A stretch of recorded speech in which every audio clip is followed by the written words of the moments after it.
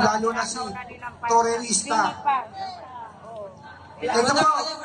Ito po yung file ng KJC. Ito po ay unlawfully na na-seize ng PNP kanina. Wala po silang pinakita na court order. Ang dala-dala lang po nila nakalagay notice na kasama sa kaso. Ngunit kahit po yan ay sinasabi nila na ginamit sa rally, ginamit unlawfully daw sa rally. Kahit pa man po ganun mga kapatid, ang batas po ay nagsasabi na dapat meron po yung court order. Yes. So kapag walang court order, kinuha yan, ano po tawag dyan? Ano po yan? Katulad ng kanilang amo. So ano po inaasahan natin? Ano po uli ang tawag? Carnapping, pagnanakaw. So illegal po ang kanilang ginawa kanina. Hindi lang po yan. Dahil po nagalit ang kanilang boss na si Inday Sara ay nakapasok kagabi sa KJC compound. Kanina pong umaga ay tinake over nila ang mga gates muli ng KJC. Ito po ay nakalagay sa fire truck. The vehicle described as Isuzu fire truck tanker bearing plate number NHT 9916 is part of the pieces of evidence filed in court for violation of Section 13 ng Batas Pambansa bilang 880 daw po, yung Public Assembly Act of 1985. So nakadakit daw sa kaso. Kahit po yan ay nakadakit at kasama sa sinasabi nilang pieces of evidence, ang sinasabi po nila na Public Assembly Act na pinapalabas nila na illegal na rally ay yung pong nangyari noong June 10. Kung naalala niyo po ang nangyari noon, madaling araw, Brother Oliver, bigla pong pinasok ang KJC compound. Nananalangin po ang mga misyonaryo. At wala po silang magawa sapagkat puro armado. Ang bigla na lang tumatawid sa kanilang bakod ay ang mayroon lamang po sila ay fire truck. Hindi pa nga po marunong yung nagpaandar ng fire truck, pinaliguan niya yung mga kasama ng missionary. Sabi pa nga po ng mga missionary, kung alam lang namin na kami ang papaliguan nyo, nagdala na lang kami ng shampoo. Dahil nagulat po sila. Tinatawag po na illegal assembly yung kanilang ginawa. Bahay po nila yon. Bawal po ba na nasa bahay mo ikaw? Hindi po.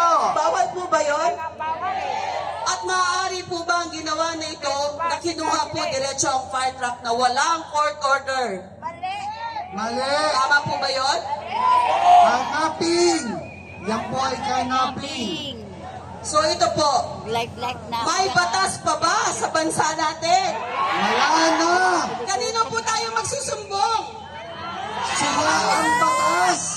Kanino po tayo magsusumbong na dapat lumalapit tayo sa mga pulis at sinasabi po natin may kumuha po ng aming fire truck na wala pong court order? Sa lolo! Kanino po? Sa lolo natin, patay na! Ang KJC po ay kumuha ng hingi po sa korte ng temporary protection order na ibinigay po ng Regional Trial Court ng Davao City. Ano po ang sabi ngayon ng executive?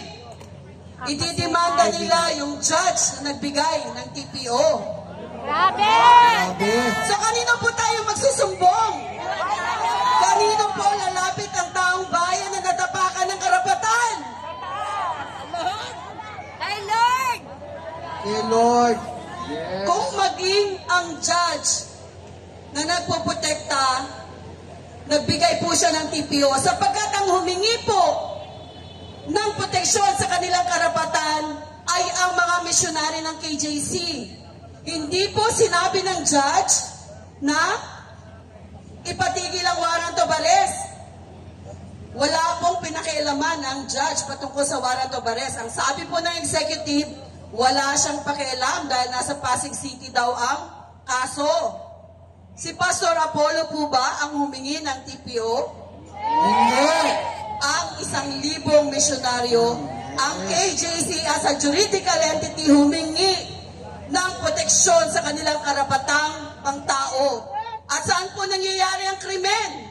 Saan po nangyayari Abuso sa Davao City. May jurisdiction po ba ang huwes? Meron. Sapagkat sa Davao City po yun nangyayari, wala pong ginawang mali ang huwes. Ngunit sinasabi ngayon ng executive, ididimanda ang huwes na nagbigay sa atin ng TPO. Yun po ay hindi natin maintindihan. Sapagkat mismong DOJ na dapat po ay sumbungan din ng taong bayan ang nagsasabi nun, kanino po tayo magsusumbong ngayon?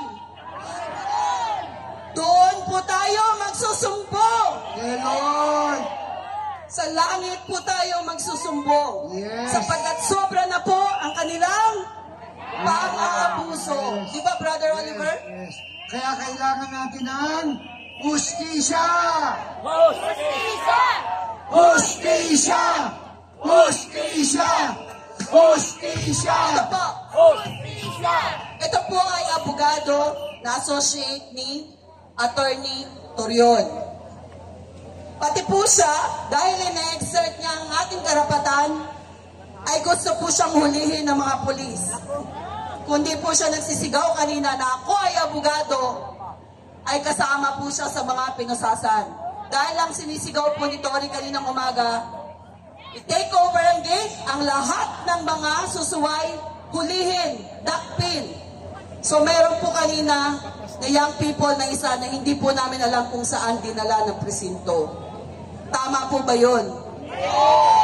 Ngayon po ay anniversary ng Kingdom of Jesus Christ. Usually po isang buwan niya na celebration. At Mali po ba na nandun sila? nagpasok pa po sila ng napakaraming padlock. Ano po ang gagawin nila sa padlock? Isang box po, Isang box na padlock. padlock lang ang aming napicturan.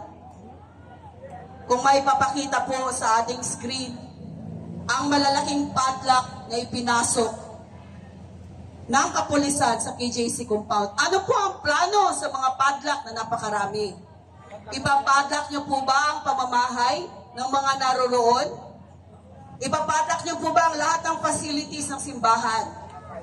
Ano po ang kanilang plano? Ano po yung mga itinakbo ng mga pulis kaninang umaga na hindi po dumaan sa scanner? Kontrabando.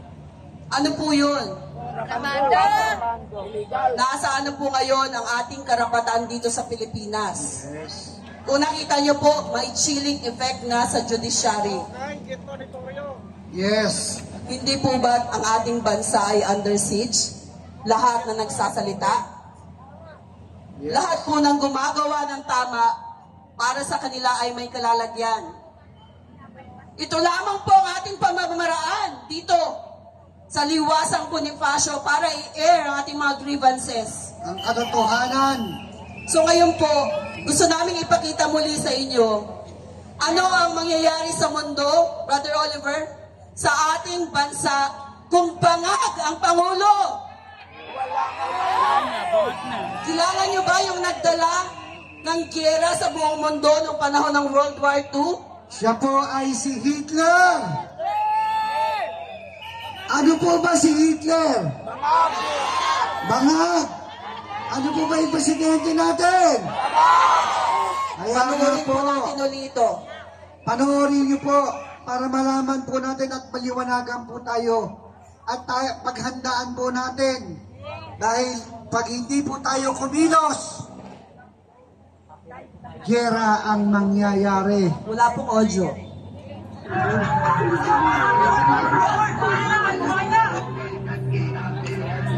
Shake.